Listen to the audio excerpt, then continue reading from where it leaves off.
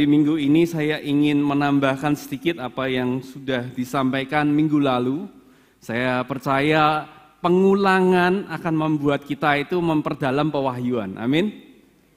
Semakin kita sering mengulang hal yang sama, saya percaya lama-kelamaan firman Tuhan kebenaran itu betul-betul meresap dan masuk menguasai kehidupan kita. Pagi hari ini saya kasih judul sharing saya adalah On Purpose. Nah, buat Bapak Ibu yang mungkin bertanya-tanya apa sih arti on purpose? Purpose sendiri kalau kita artikan dalam bahasa Indonesia adalah tujuan.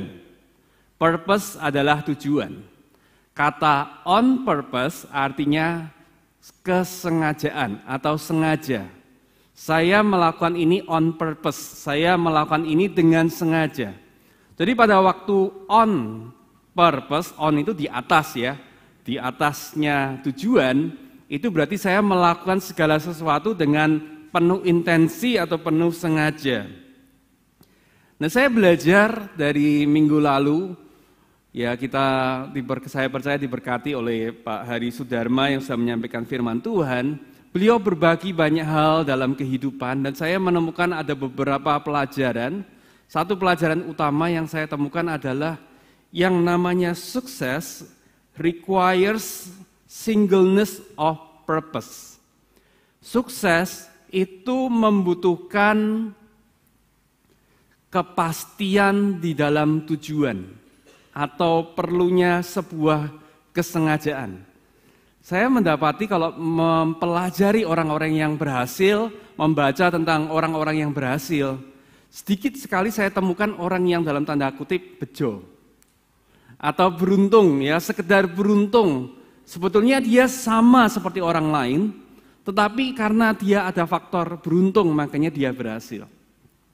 Tapi kalau saya mempelajari dari kehidupan demi kehidupan, biografi demi biografi orang-orang yang sukses, saya dapati ada beberapa karakteristik yang mereka lakukan dengan sengaja. Sama-sama katakan sengaja. Sehingga mereka itu berhasil di atas rata-rata. Nah, jadi saya percaya bahwa Tuhan Yesus juga memanggil setiap kita itu dengan tujuan yang pasti, dengan penuh intensi. Dia melakukan itu dengan sengaja. Kita buka ayat kita di bulan ini di Matius pasal yang keempat, ayat yang ke-18. Perhatikan bagaimana Tuhan Yesus itu menyatakan tujuannya pada waktu dia memanggil murid-muridnya. Dikatakan, dan ketika Yesus sedang berjalan menyusur danau Galilea, ia melihat dua orang bersaudara, yaitu Simon yang disebut Petrus dan Andreas, saudaranya. Mereka sedang menebarkan jala di danau. Jadi mereka sedang bekerja. Ini aktivitas sehari-hari mereka. Sebab mereka penjala ikan. Ayat 19 katakan, Yesus berkata kepada mereka, mari ikutlah aku. Mari ikutlah aku. Dan kamu akan kujadikan penjala manusia. Jadi sejak awal, begitu Tuhan Yesus memanggil kedua orang ini, dia menyatakan tujuan yang jelas. Aku panggil kamu supaya hidupmu berubah, supaya kamu bukan lagi menjadi penjala ikan, namun menjadi penjala manusia. Jelas ya, tujuan dinyatakan dari awal. Ayat 20, lalu mereka pun segera meninggalkan jalannya dan mengikuti dia. Dan setelah Yesus pergi dari sana, dilihatnya pula dua orang bersaudara, yaitu Yakobus anak Zebedeus dan Yohanes saudaranya. Bersama ayah mereka Zebedeus sedang membereskan jala di dalam perahu. Yesus memanggil mereka dan mereka segera meninggalkan perahu serta ayahnya lalu mengikuti dia. Sekali lagi, setiap kali Tuhan Yesus memanggil, minggu lalu kita membahas tentang, masih ingat? Signal, bahwa dari surga, Tuhan itu selalu memberikan sinyal kepada kita. Yang jadi pertanyaan adalah, apakah kita sebagai receiver, penerima itu punya sinyal yang kuat? Bukan masalah dari gadget yang kita punyai, gawai yang kita punyai, tapi masalahnya terdapat di sinyalnya. Apakah kita mendapatkan pesannya? Setiap kali Tuhan mengirimkan sinyal, dia panggil Pak Budi, dia panggil Tante Fung, dia panggil Pak Irawan, dia panggil Om Dinato, dia panggil Elsa. Dia punya tujuan yang jelas. Amin. Murid-murid sejak awal mengikuti Tuhan dengan sebuah agenda yang sangat jelas. Ada banyak orang berpikir pada waktu murid-murid itu ikut dia, ayo ikut, ngapain Tuhan? Yang enggak tahu, ikut aja. Enggak.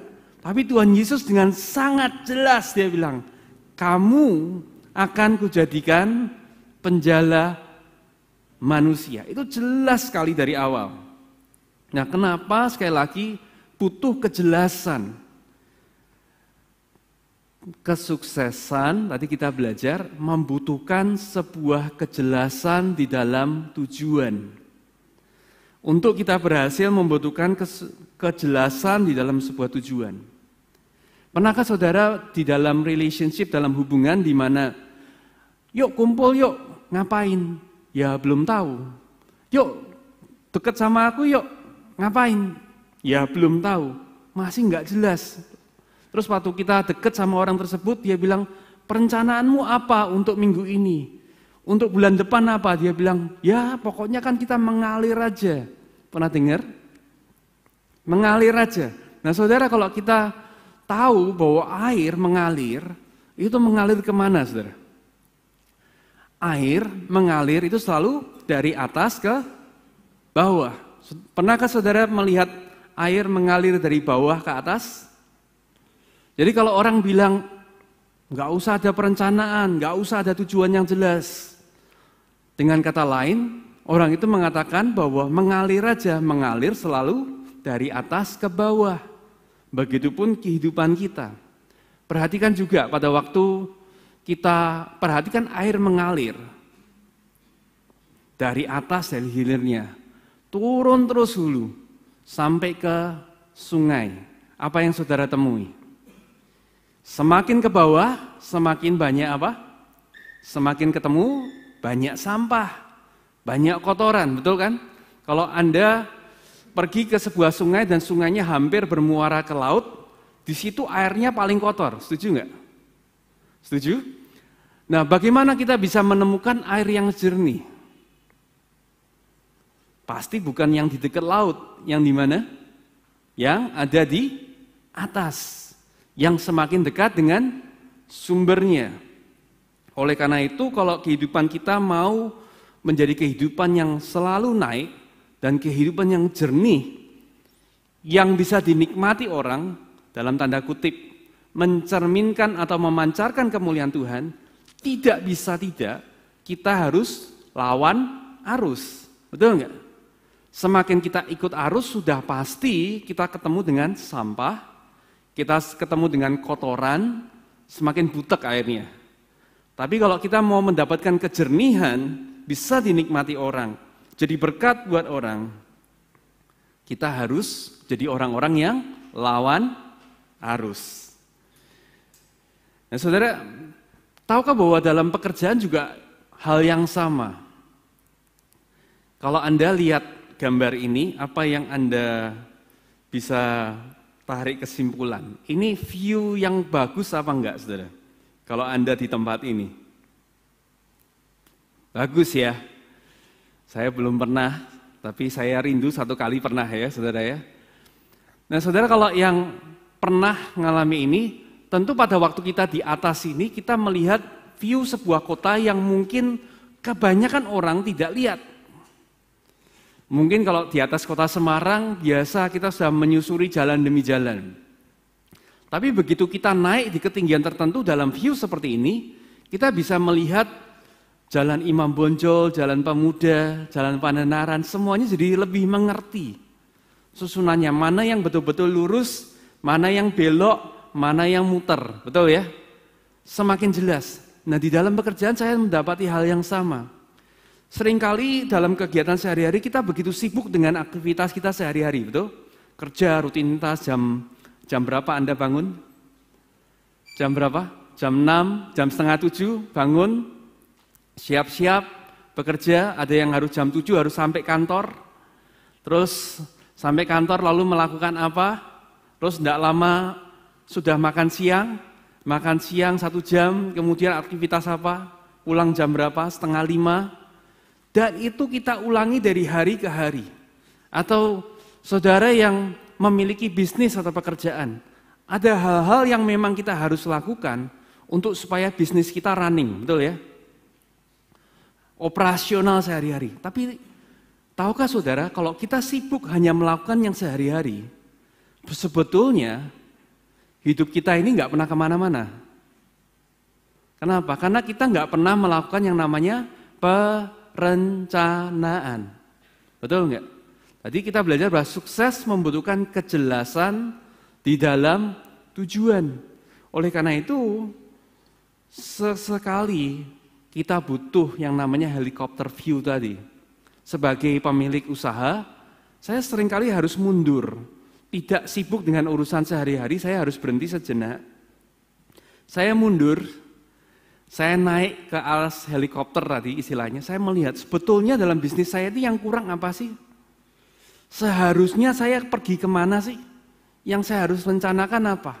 Perizinan apa yang harus saya kejar? Saya arahnya mau kemana? Mau menjangkau segmen customer yang mana? Nah saudara, kalau saya sibuk terlalu dekat setiap hari kerja terus, saya nggak akan pernah sempat berpikir, betul nggak? Setuju? Setuju? Kalau kita sibuk dengan rutinitas kita setiap hari, kita nggak pernah mikir sebetulnya hidup kita kemana. Pada saat kita berhenti sejenak, mundur, dan saya mengamati, oh ternyata untuk saya lebih maju, naik, upgrade, ya, upgrade next level. Saya butuh izin ini, saya perlu ngurus ini dan ini. Ya, jadi kalau saya nggak pernah lakukan itu dengan sengaja, boleh saya kerja 10 tahun, 20 tahun, tapi belum pernah mengalami yang namanya upgrade. Paham ya? Karena nggak ada kejelasan di dalam tujuan. Nah, apa yang jadi tujuan kita pada waktu kita menerima Kristus? Galatia 3 ayat 26 sampai ayat 27 katakan, sebab kamu semua adalah anak-anak Allah karena iman di dalam Yesus Kristus. Karena kamu semua, perhatikan, yang dibaptis dalam Kristus, apa? Telah mengenakan Kristus. Saya ulang pelan-pelan. Karena kamu semua yang dibaptis dalam Kristus, berapa banyak yang sudah dibaptis dalam Kristus? Semua kita ya. Sudah dibaptis dalam Kristus, telah mengenakan Kristus. Jadi bukan hanya kita dibaptis, tapi hidup kita untuk membawa kemuliaan itu harus mengenakan Kristus. Ada perbuatan aktif yang harus kita lakukan secara terus-menerus. Amin.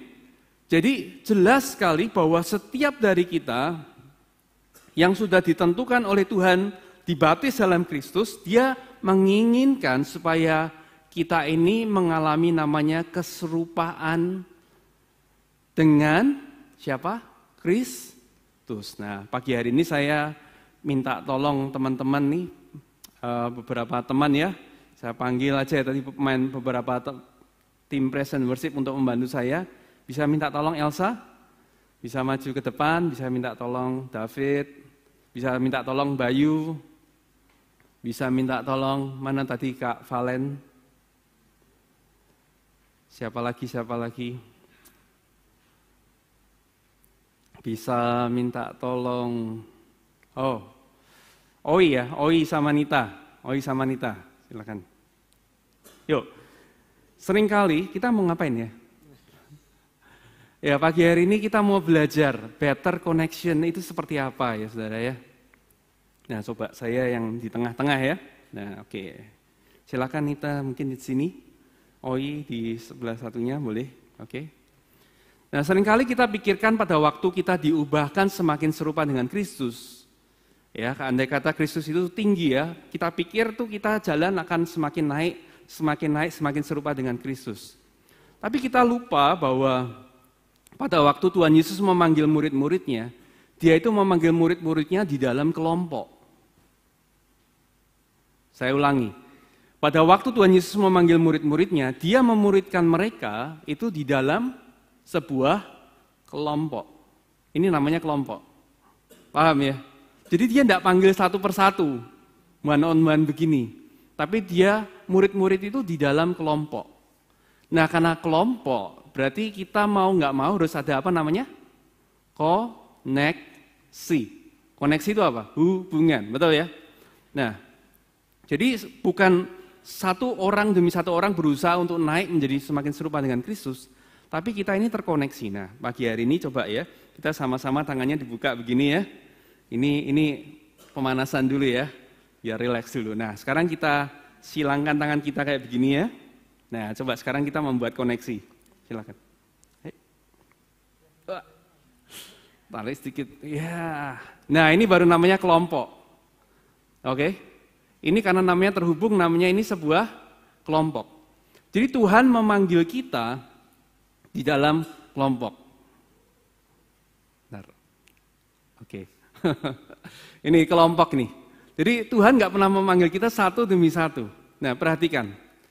Seringkali tadi kan dikatakan bahwa Tuhan itu memberikan kita tujuan yang jelas dari awal. Mengapa kita dipanggil? Kita dipanggil untuk menjadi semakin serupa dengan Kristus. Oke? Nah, ini ibarat kita mundur sedikit ya, mundur sedikit. Coba latihan dulu, maju dulu gitu. Ya, oke. Maju mundur lagi. Oke, mundur ya, aman. Oke. Nah, pada waktu saya di dalam kelompok ini dan Tuhan pakai orang, sekali lagi Tuhan pakai orang untuk mengangkat kehidupan kita. Mengangkat kehidupan kita semakin kenal dengan Tuhan. Minggu lalu kita belajar ada beberapa level panggilan. Ingat? Pertama, panggilan untuk apa? Percaya. Betul? Lalu panggilan untuk apa? Untuk belajar. Nah, misalkan Tuhan tarik saya, ini saya harus belajar nih. Apa yang sudah lihat? Saya harus belajar nih. Nih, saya harus belajar. Tapi apakah saya bisa terus begini? Saya mau nggak mau harus angkat David untuk maju, untuk naik. Nah, supaya hubungan koneksi saya ini masih erat, betul? Kalau katakan, saya bilang, oke, kita sama-sama belajar ya, yang naik ke level kedua ini harus baca Alkitab 30 pasal sehari. Ayo Elsa, 30 pasal sehari ya. Habis ini kita Elsa sharing firman Tuhan ya.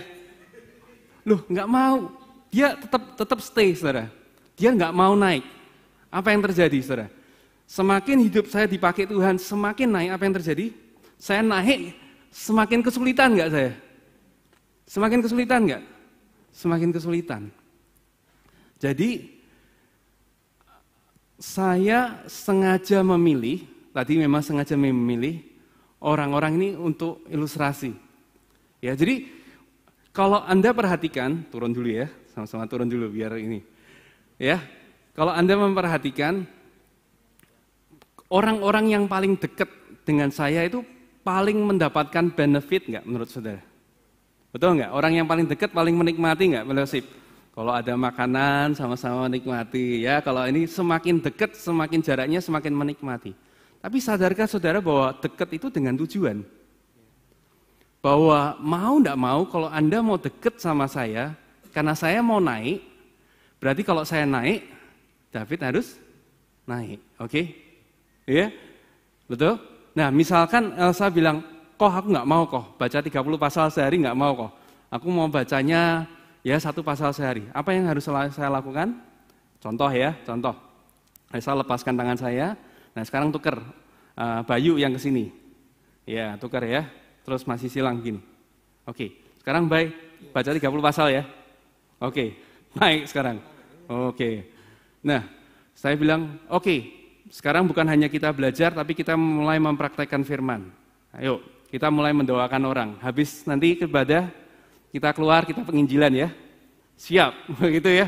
Loh kan enak saudara. Anda berkata yang dekat kan enak. Betul enggak? Betul enggak? Tapi percayakah bahwa semakin dekat orang ini, semakin saya naik, tekanannya adalah dia harus ikut naik, silakan. Valen silakan naik. Silakan, iya. Anda bisa lihat gini. Jadi seringkali orang berkata, wah, kok saya jauh ya. Terima kasih, bisa dilepaskan sama-sama. Berikan tepuk tangan buat mereka ya. Tunggu, stay dulu, belum difoto. Oh, silakan kembali. Belum ada yang foto soalnya. Ya, Anda berkata, semakin dekat enak ya, semakin ada koneksinya. Tapi tahukah bahwa semakin dekat berarti dia harus bersedia untuk berubah. Sedangkan orang yang dalam tanda kutip lebih jauh, dia bisa punya kesempatan untuk tetap stay, tetap sama. Tapi semakin katakanlah Valen ini semakin naik, mau nggak mau Nita harus naik. Kecuali apa? Kalau nggak mau naik gimana? Cari orang lain untuk menggantikan posisinya. Betul? Ya. Jadi nggak ada istilah, wah saya kok nggak diperhatikan ya, saya kok jauh ya. Tahukah saudara bahwa Tuhan Yesus secara spesifik memilih murid-muridnya. Tuhan Yesus secara spesifik memilih murid-muridnya. Kita baca ya di dalam Lukas 6 ya. Lukas 6 ayat 12 dan 13. Dikatakan pada waktu itu pergilah Yesus ke bukit untuk berdoa dan semalam-malaman ia berdoa. Jadi Tuhan Yesus milih murid itu asal-asalan apa enggak? Enggak. Semalam-malaman ia berdoa kepada Allah. 13. Ketika hari siang ia memanggil murid-muridnya kepadanya, lalu memilih dari antara mereka 12 orang yang disebutnya rasul. Perhatikan di ayat 12 dikatakan bahwa, ayat 13, ia memanggil murid-muridnya, berarti jumlahnya lebih dari 12, betul? Lebih dari 12, kemudian dia memilih murid-muridnya 12. Jadi ternyata tidak semua dipilih. Betul ya? Betul ya? Bagaimana Tuhan Yesus memilih? Saya juga nggak tahu. Tapi saya percaya setiap kita yang dipilih, setiap kita hidup kita diangkat, kita memiliki kesadaran bahwa saya mau nggak mau, hidup saya harus upgrade. Dan pada waktu hidup saya upgrade seperti tadi, saya harus bawa orang lain untuk upgrade juga. Paham ya? Oke, terima kasih teman-teman. Berikan tepuk tangan ya. Jadi saudara bisa bayangkan kalau ada orang datang terus Anda bilang, wah enak ya kalau yang dekat sama iman dekat begini dapat fasilitas begini dan begitu. Enggak objektif. Ya karena seringkali kita lihat cuma dari satu sisi. Tapi enggak lihat bahwa satu sisi bahwa orang-orang yang dekat otomatis mereka adalah orang-orang yang mau untuk berubah. Dan orang-orang yang mau untuk jadi berkat untuk orang lain. Setuju? Setuju? Karena semakin orang itu anti, ya nggak mau, pokoknya nggak mau berubah. Ayo, besok kamu mulai sharing firman. Nggak mau kok, belum siap. Saya mau nggak mau harus berubah, betul nggak? Saya harus rubah itu karena ada begitu banyak orang yang membutuhkan itu. Bisa paham ya? Bisa mengerti ya? Nah, oleh karena itu akan sangat lucu kalau ada, dalam tanda kutip, kalau tadi kita pegangan gitu, terus ada orang yang luar, yang nggak pegangan, lalu dia cuman kritik, iya, kamu sih jauh, mau deketnya cuman sama itu aja. Menurut saudara gimana?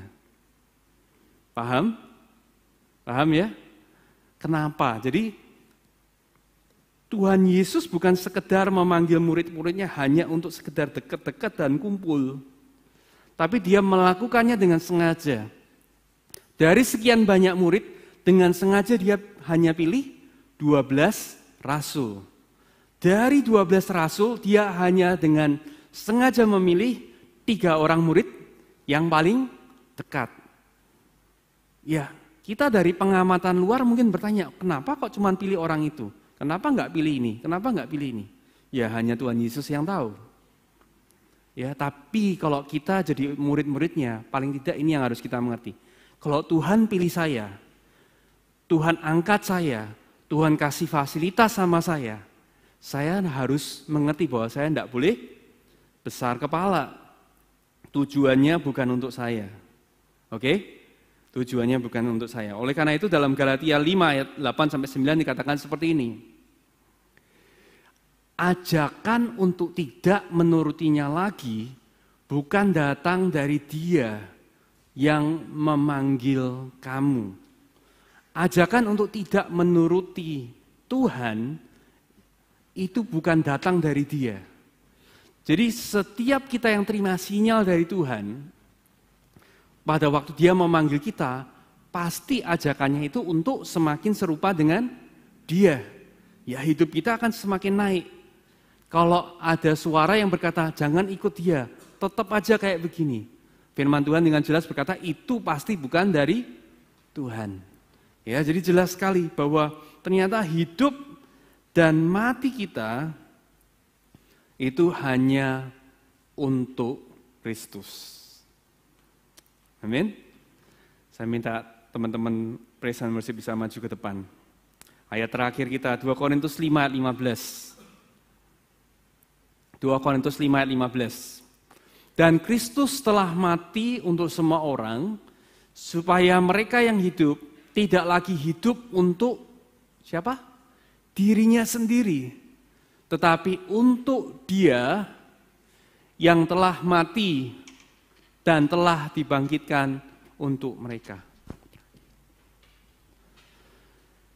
Sekali lagi ayatnya, diulang. Dan Kristus telah mati untuk siapa?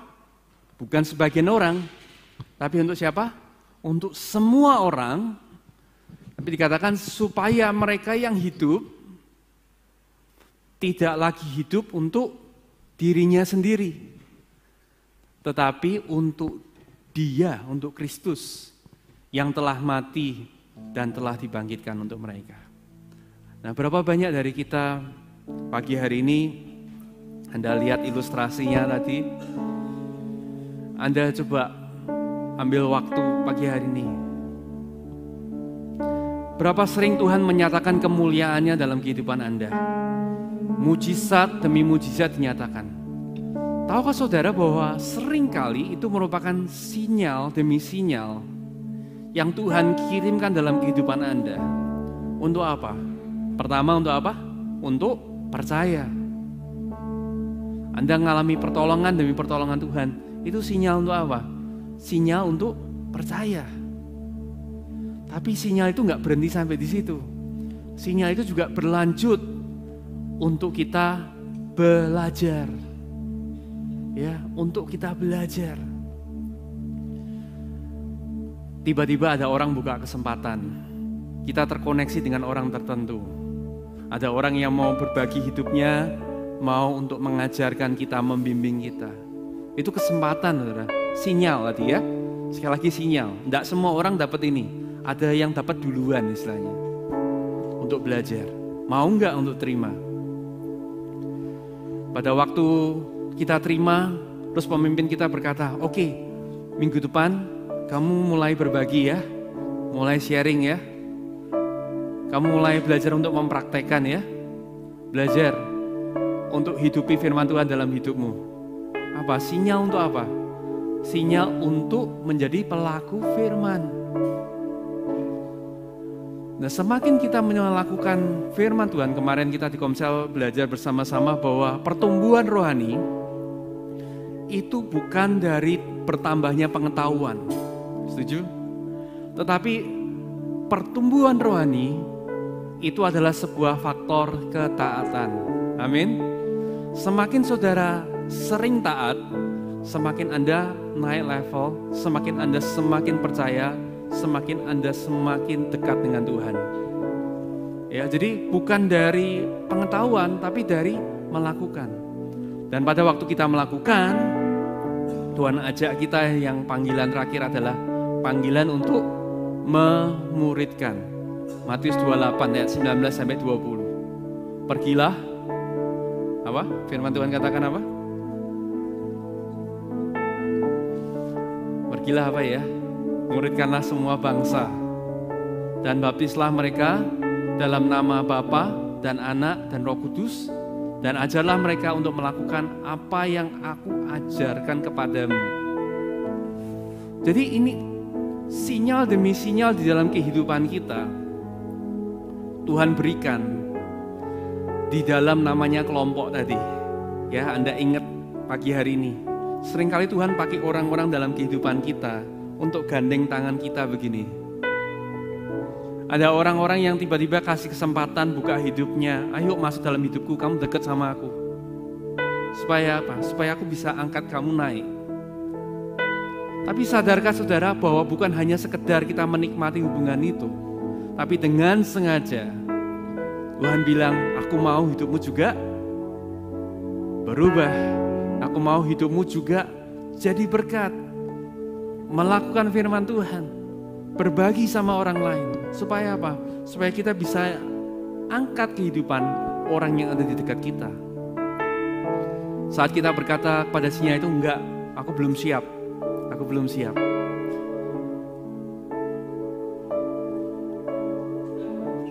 Berarti Tuhan harus pakai dalam tanda kutip orang lain terlebih dahulu. Jadi pagi hari ini kita sadar bahwa Tuhan mati untuk setiap kita. Tuhan mau pakai setiap kehidupan kita. Tapi kalau pagi hari ini Anda merasa, Tuhan terima kasih Engkau begitu ajaib menyatakan dirimu dalam kehidupanku. Cuman punya satu tujuan. Apa? Tujuan supaya kita boleh jadi berkat dan mengangkat kehidupan orang lain. Amin.